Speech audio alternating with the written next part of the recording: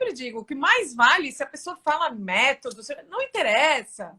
Eu acho que o menos importante é isso, Maíra linda. O mais importante, se falou em aba, eu já estou feliz, porque se tiver um mínimo, né, de entendimento sobre o que é, já é melhor do que qualquer outra coisa, gente. Porque E sensibilidade para a criança, né?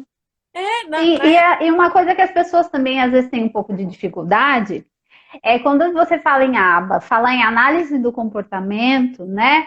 Em práticas baseadas em evidência, você está falando de um universo gigante e que dentro desse universo existem várias práticas, né? Você pode ter lá o Denver, você pode ter outras práticas que estão lá dentro. A nossa tão querida e desejada, acredito, por 99% das famílias de autistas, que a integração sensorial está lá no meio, né? O PEX, o Prompt, está tudo lá. Tudo isso são práticas baseadas em evidência. É isso que a gente quer, né? E dentro da própria cartilha do SUS, eles falam de práticas baseadas em evidência. E a gente quer, né? Como o povo diz, inclusão não é favor, práticas baseadas em evidência também não é favor. A gente só quer que se cumpra o que é de direito. E as famílias precisam entender isso e para poder buscar a forma correta, né? Saber o que pedir, para não pedir qualquer coisa, né? a Michelle fez uma pergunta que eu achei ótima para dar exemplos, né? Então, eu vou dar meus exemplos aqui. Por exemplo, a gente quer que a criança verbalize mais. Então, a criança que não fala nada, nem faz muitos sons, eu vou começar. A Maíra até criou os 8 passos do comportamento verbal. E vão lá no site, quem não conhece ainda, tem também no YouTube dela. Vai falar lá no site, que daí vai ter tudo explicadinho. Então, assim, o meu filho não verbaliza. Então, cada vez que ele fizer um sonzinho, eu vou guardar alguma coisa que ele ama, que eu vou reservar para esses momentos, e vou entregar nesse momento e vou dizer, muito bem, filho. E ele vai, o cérebro dele vai associar que toda vez que ele faz um sonzinho, alguma coisa muito legal acontece. E mais vezes ele vai fazer o sonzinho. No momento que ele já está fazendo muitos sonzinhos, eu vou aumentar o nível de dificuldade. Eu vou dar uma modelagem, que é o segundo passo, né? Mas primeiro eu tenho que treinar imitação, tenho que treinar contato visual, tenho que treinar comando. E quando ele tá, eu vou dizer, ele vai querer, por exemplo, o carrinho, eu vou dizer, quer o carrinho? Vou segurar na frente do meu olho e vou falar. Então fala, carrinho, né? Para ele ver o movimento, fazer a leitura labial, fazer o contato visual. Então, antes de entregar, eu espero ele olhar para mim. Aí ele olhou, aí eu falo, então fala, carrinho. Aí ele não falou nada, eu vou guardar o carrinho de volta. Ou eu vou fazer ele apontar, segurando, então pede, aponta. E eu vou dar ajuda física, porque a gente não consegue dar ajuda física. Então, aba. E quando for um comportamento inapropriado, a gente não vai reforçar, a gente não vai, porque muitas vezes brigar ou a criança começa a chorar, a mãe quer entregar 15 coisas para acalmar a criança, quer disfarçar, quer, né? Ela está reforçando, ela está estimulando que aquele comportamento que é inapropriado aconteça mais vezes.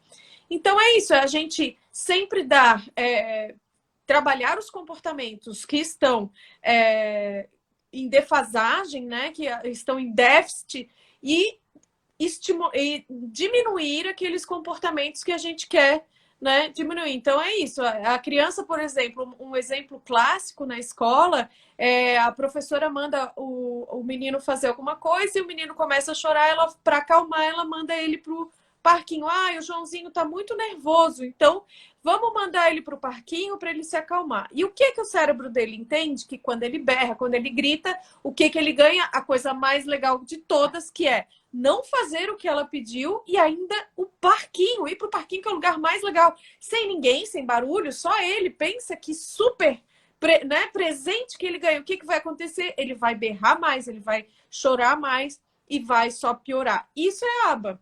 O que vocês acham? Eu vou isso. aproveitar Fala, e colocar só Dani. mais uma coisa que eu acho muito legal na aba, é também saber a gente identificar quando não está dando certo alguma coisa. Eu dou um exemplo prático do Aquiles. O Aquiles, a gente está com muita dificuldade com ele, entre ele riscar entre um espaço, porque tem uma atividade que ele tem que riscar dentro. A gente faz isso na escola, depois a gente vai seguindo em cima de linhas, vai desenvolvendo isso. E o que aconteceu? Tinha um programa dele que eu sempre aplicava e tudo com ele, e ele não estava desenvolvendo. A gente mudou o reforçador, ou seja, a consequência, a gente mudou a topografia, a forma de fazer e tudo, e continuou sem desenvolver, eu tendo que dar ajuda para ele em todos os passos.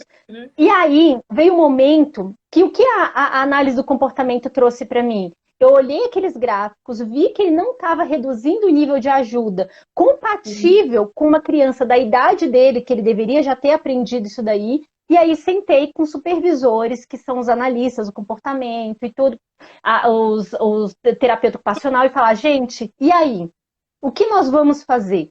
Qual é a conclusão disso daí? E aí, nós conseguimos, a terapeuta ocupacional falou, olha, então a gente vai usar essa abordagem, por quê?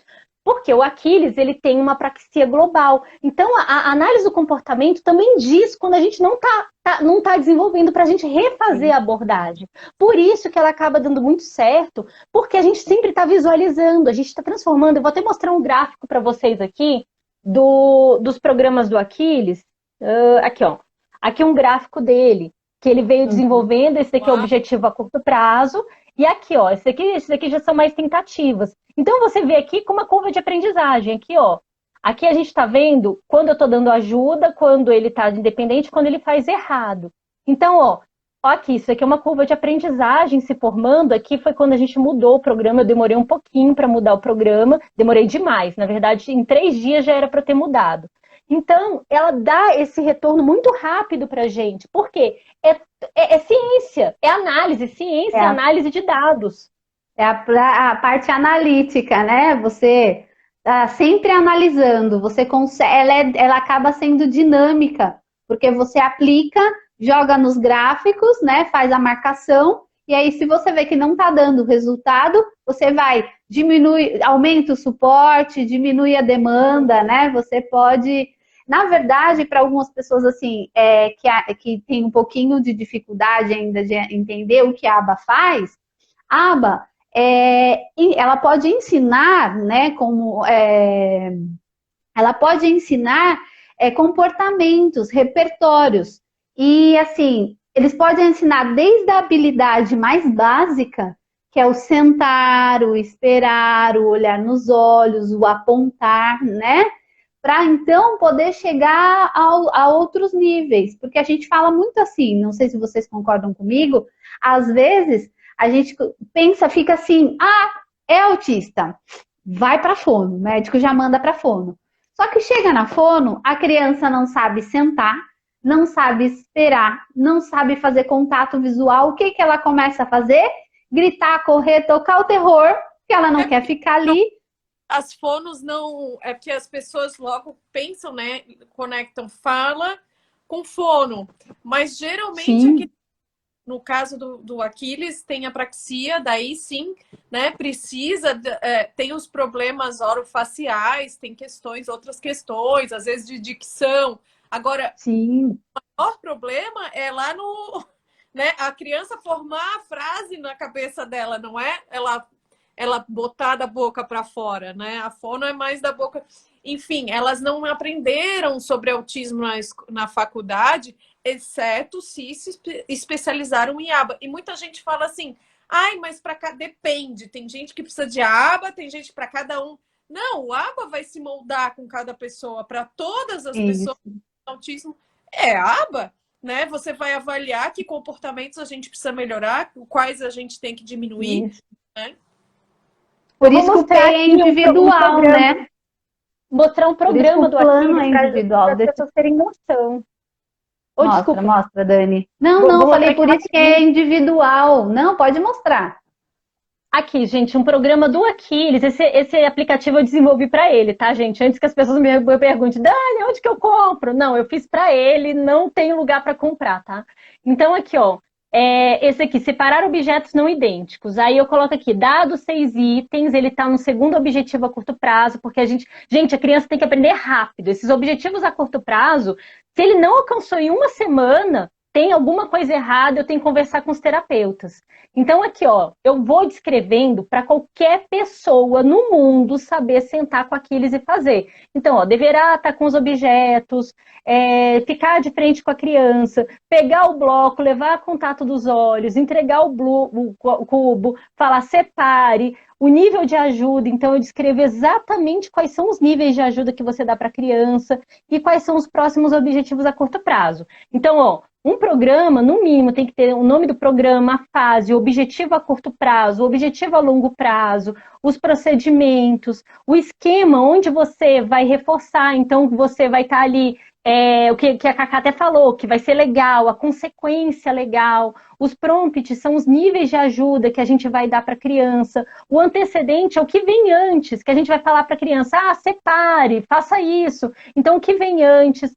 E o mais legal de tudo, que todo programa tem que ter, que eu vejo poucas clínicas colocarem, é a correção de erro. E quando a criança erra, o que a gente tem que fazer? Porque o que a Maíra, eu acho muito legal isso que a Maíra fala, ela tem vários vídeos sobre isso, que a gente não pode deixar o cérebro dessa criança entender o erro, ficar errando, errando, errando. A gente aprende, a gente tem essa cultura terrível de aprender pelo erro, e aprender pelo erro a gente demora muito mais. Então, a gente tem que aprender as tecnologias de corrigir esse erro antes que aconteça. E assim, no início, a gente dá ajuda total para a criança, mas tem algum momento que a gente tem que tirar essa ajuda e ver o que a criança vai fazer. E nesse momento a criança pode errar, e a gente tem que saber como ajudá-la. Desculpa, gente. Eu fui se deixar. Não, tá ótima. Deixa eu só responder uma pergunta aqui. Fizeram uma pergunta, eu já perdi o nome aqui. Se só existe uma aba. Só existe uma ciência aba. A aba é uma só, tá? Não existem vários. Vários. Da mesma forma, existe várias. Que tem várias. Vai, fala, Dani. Não, é sobre a ciência. Eu gosto de levar, por exemplo, a gente tem a mecânica de partículas, a gente tem a questão das ciências, né? A ciência mecânica, a gente tem a mecânica clássica, nós temos várias ciências relacionadas a isso. O que muda são a questão dos procedimentos, a gente tem modelos. O modelo Denver, por exemplo, que é um modelo ouro, ele é um modelo que foi definido por uma faixa etária, que ele foi testado, ele foi validado para isso. Nós temos um modelo, por exemplo...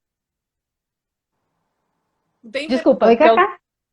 Não, tô falando que o Denver é uma marca, que você precisa, para usar o nome Denver, você precisa ter autorização, tem que fazer o curso deles lá, não é como um aba normal ou mesmo naturalista, que você pode aprender e aplicar. Tô aplicando a aba naturalista. Não, Sim, é não. Uma marca registrada que você só pode usar se você entrar, né, cumprir todos os requisitos. É igual o PECS, né? PECS, integração sensorial também, só terapeuta ocupacional. Isso, o prompt também. Comunicação alternativa e aumentativa é a coisa geral, né? Sim, é o geral. Mas é bem assim, é que o que me fascina na análise do comportamento é você partir daquele indivíduo. Você vai pegar, vai pegar o Noah, o Matheus, o Aquiles, vai avaliar ele. O que ele sabe, o que ele consegue fazer, e aí você pega tudo aquilo que ele consegue fazer, compara com o que ele não consegue e vê dentro do marco de desenvolvimento qual é a escadinha, qual é o degrauzinho que ele tá. Ele tem 3 anos e não fala nenhuma, não vocaliza nada.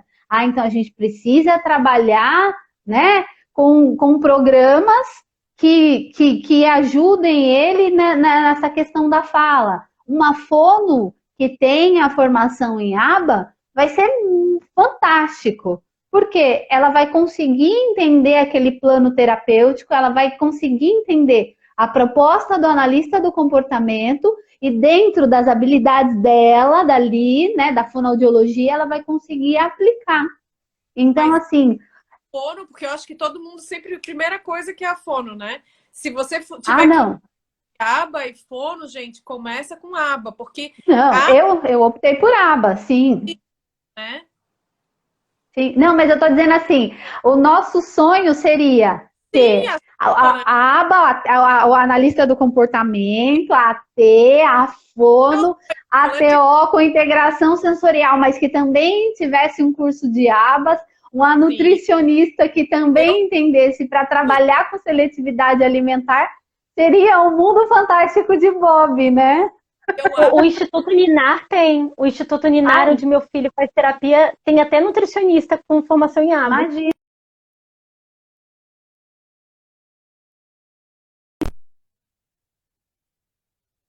De aba que a gente quer, a gente sabe que funciona, a abordagem que mais funciona, somada com qualquer outro tratamento, né? Então, eu considero antiético, mas a verdade é que não ia sobrar ninguém.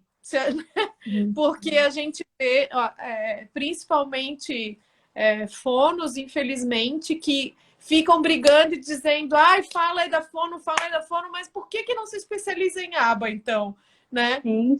E a gente tem programas dentro da análise do comportamento fantásticos que desenvolvem. Meu filho é testemunha disso, né?